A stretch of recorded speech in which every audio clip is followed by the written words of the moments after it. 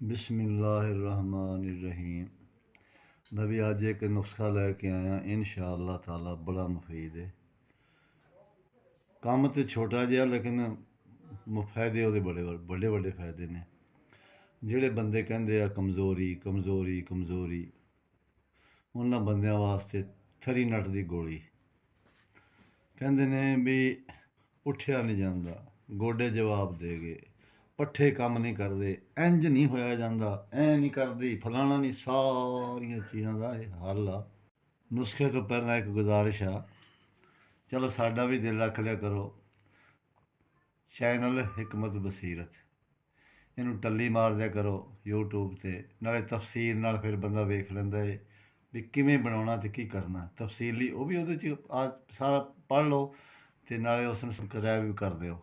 ਨੁਸਖਾ ਸੁਣ ਲਓ ਹੁਣ, ਨੁਸਖਾ ਬਣਾਉਣਾ ਕਿਵੇਂ ਆ। ਸਫੈਦ ਪਿਆਜ਼ ਦਾ ਪਾਣੀ ਅੱਧਾ ਕਿਲੋ, ਅੱਧਾ ਕਿਲੋ ਸ਼ਹਿਦ ਛੋਟੀ ਮੱਖੀ ਦਾ, ਇਹ ਲੈ ਲਓ ਅਤੇ ਚੁੱਲ੍ਹੇ ਦੇ ਉੱਤੇ ਰੱਖ ਲਓ ਜਾਂ ਗੈਸ ਵਾਲੇ ਚੁੱਲ੍ਹੇ, ਜਿਸ ਤਰ੍ਹਾਂ ਵੀ ਤੁਹਾਡੀ ਦਿਲ ਚਾਹੇ।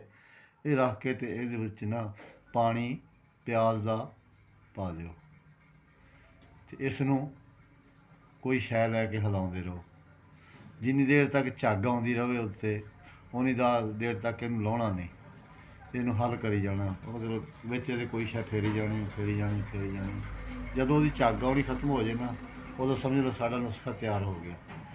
ਉਸ ਤੋਂ ਬਾਅਦ ਲਾ ਕੇ ਰੱਖ ਲਓ। ਫਿਰ ਉਸ ਤੋਂ ਬਾਅਦ ਜਿਸ ਤਰ੍ਹਾਂ ਦੀ ਉਮਰ ਹੈ, ਜ਼ਿਆਦਾ ਕਮਜ਼ੋਰੀ ਹੈ ਥੋੜ੍ਹਾ ਜਿਹਾ ਜ਼ਿਆਦਾ ਖਾ ਲਓ, ਜੇ ਕਮ ਕਮਜ਼ੋਰੀ ਹੈ ਅੱਧਾ ਚਮਚਾ ਖਾ ਲਓ, ਜੇ ਵਡੇਪਾ ਹੈ ਤਾਂ ਸਾਰਾ ਚਮਚਾ ਖਾ ਲਓ। ਇਹ ਫਿਰ ਤੁਸੀਂ ਆਪਣੀ ਮਿਕਦਾਰ ਨਾਲ 2-4 ਦਿਨਾਂ ਦੇ ਅੰਦਰ ਤੁਹਾਡੀ ਕੂਵਤ ਇਨਸ਼ਾ ਅੱਲਾਹ ਤਾਲਾ ਬਹਾਲ ਹੋ ਜਾਏਗੀ ਅਤੇ ਤੁਹਾਡੇ ਜੋੜਾਂ ਜਾੜਾਂ ਦੇ ਦਰਦ ਵੀ ਇਨਸ਼ਾ ਅੱਲਾਹ ਕਿਧਰੇ ਜਾਣਗੇ। ਅਤੇ ਅੱਗੇ ਸ਼ੇਅਰ ਵੀ ਕਰ ਦਿਓ, ਅਤੇ ਜੇ ਅੱਲਾਹ ਤਾਲਾ ਤੁਹਾਡਾ ਭਲਾ ਕਰ ਦੇਵੇ, ਤੁਹਾਨੂੰ ਸ਼ਿਫਾ ਹੋ ਜਾਵੇ, ਤਾਂ ਸਾਡੇ ਵਾਸਤੇ ਦੁਆ ਕਰ ਦਿਓ।